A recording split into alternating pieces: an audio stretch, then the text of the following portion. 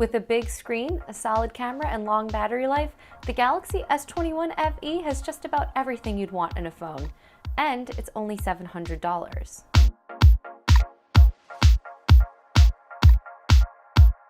But so does the Pixel 6, which is a little bit cheaper. Plus, Samsung might announce the Galaxy S22 in the near future, which could bring some pretty big camera upgrades. So, should you buy the Galaxy S21 FE now, wait for the Galaxy S22, or just go for the Pixel 6 instead? Let's talk about it. The Galaxy S20 FE was a big hit when it launched in 2020, so it's not surprising that Samsung is launching a sequel on January 11th called the Galaxy S21 FE. It's $100 less expensive than the regular Galaxy S21 and comes with a bigger screen and larger battery. It also runs on the same processor as the S21 and comes with a triple lens camera. It's a pretty complete package for $700. I've been using it for the past couple of days and have been really impressed with the battery life and how snappy the performance feels. But you might be wondering what's actually new about this phone. Well, not much. That's because the S21 FE is essentially just a cheaper version of the regular Galaxy S21. Instead of keeping the S21 around when the Galaxy S22 eventually launches, Samsung will just sell the FE in its place. So if you're the type of person that typically buys last year's phone to save some money rather than going for the newer, more expensive model, the Galaxy S21 FE is probably for you. The Galaxy S21 FE looks a lot like the regular S21, especially from the front. Both phones have an edge-to-edge screen with a hole punch cutout for the selfie camera, and both phones also have flat edges, which I prefer over the slightly curved edges on the Galaxy S21 Ultra. But you'll notice the Galaxy S21 FE is slightly bigger than the regular model at 6.4 inches compared to the 6.2-inch Galaxy S21. Overall, I think this is the right balance of having more screen space without making the phone feel too large to use with one hand. The phones look similar from the back, too. They both have a matte finish that doesn't get as smudgy as Samsung's older phones that had a more glossy look. But you'll notice that the Galaxy S21 has some shiny metallic accents on the sides and rear camera bump that make it look a little more fancy than the S21 FE. The Galaxy S21 FE is nice enough for a $700 phone, but I prefer the Pixel 6's design. It's made of glass and has boxier edges that kind of remind me of Samsung's Galaxy Note series. Plus, I think the two-toned color scheme is just more eye-catching. But Samsung's phone is lighter than Google's, which can make it easier to use, especially for longer periods of time. There's a USB-C port at the bottom of the S21, but no expandable storage. The base model comes with 128 gigs of storage, but you'll have to upgrade to the $770 version to get twice the amount of space. The Galaxy S21 FE runs on the same processor as the regular S21, meaning it'll have the Qualcomm Snapdragon 888 processor in the US. It's also the same chip in the Samsung Galaxy Z Fold 3, which means it's definitely capable of some heavy lifting. The interface feels really quick and responsive, games run smoothly even with the graphics set to high, and the camera launches nearly instantly. Another thing that makes this phone feel fast is that you can boost the screen's refresh rate up to 120 Hz. That's not new, and the rest of the Galaxy S21 lineup can do this too.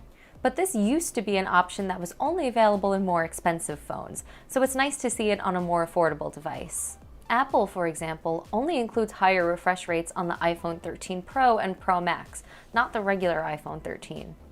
Battery life was a highlight with the S20 FE, and that's true again with the S21 FE. Both phones have a 4500 mAh battery that's bigger than the S21's battery, which makes sense since the phone itself is bigger. I've been getting well beyond a day out of the S21 FE, even with the refresh rate set to high, which is really nice to see. You'll also get wireless charging and the ability to use the back of your phone as a wireless charging pad for other devices. Both the regular S21 and the Pixel 6 can do that too. Still, it's great to see extra features like these on Samsung's more affordable device too. The Galaxy S21 FE has a triple lens camera with a 12 megapixel wide camera, 12 megapixel ultra wide angle camera, and an 8 megapixel telephoto camera. The main difference between this and Samsung's regular S21 is that the more expensive phone has a 64 megapixel telephoto camera. The difference was noticeable sometimes, but in certain shots, especially pictures of street signs, it was hard to tell them apart. Both versions of the S21 also let you record with the front and rear cameras at the same time. But on the regular S21, you can also toggle between the 3 rear-facing camera lenses when shooting in this mode, which you can't do on the S21 FE. This might be useful for YouTubers and vloggers, but honestly, I didn't feel like I was missing out on that much in terms of camera features when switching between the Galaxy S21 and S21 FE. As for how Samsung's new phone compares to the Pixel 6, well, there are pros and cons depending on your preferences. The Galaxy S21 FE's big advantage is that it has a dedicated telephoto lens. The Pixel 6, by comparison, only has 2 lenses, a 50-megapixel wide-angle camera and a 12-megapixel ultra-wide-angle camera. That means the S21 FE is much better for taking closely zoomed photos. You can zoom up to 30 times digitally with the S21 FE, and that includes a 3 times optical zoom as well. The Pixel 6, by comparison, can only zoom in 7 times digitally. You also don't get that dual recording mode on the Pixel 6, but Google has some other camera tricks that Samsung is missing. One of my favorite features is face unblur, which fixes blurry faces when a subject is moving. Google Lens is also built right into the Pixel 6's camera, which is much more useful than Samsung's Bixby Vision. Image quality also varies a little bit between both devices. The Galaxy S21 FE, like other Samsung phones, tends to boost color, but the Pixel 6's photos looked a bit more realistic. Thankfully, both phones also take really great photos in low light conditions, although I did think that the Pixel 6's photo came out just a little bit brighter. The Galaxy S21 FE is a really solid phone for $700. It's cheaper than the S21 and is even better in some ways, such as when it comes to screen size and battery life. But the Pixel 6 is also a tempting choice. At $600, it's even less expensive than the S21 FE, although it is heavier than Samsung's phone and lacks a telephoto camera lens. Plus, Samsung's phone supports both flavors of 5G, while compatibility for Google's phone can vary between carriers. But the Pixel 6 does have a sharper design that makes it feel more expensive than it really is. Plus, it's packed with Google features that are really useful. For example, you can have the Google Assistant screen spam calls or wait on hold for you. Plus, the Pixel 6 is Google's first phone to come with its own Tensor chip, which means we'll probably see even more features like this in the future. You should also consider that Samsung's next major phone release, the Galaxy S22, might be right around the corner. It'll probably have a newer processor, and it could have a 50-megapixel camera and faster charging according to the leaks. If Samsung keeps the same pricing structure as the S21, the base model of the S22 might only be $100 more expensive than the S21 FE.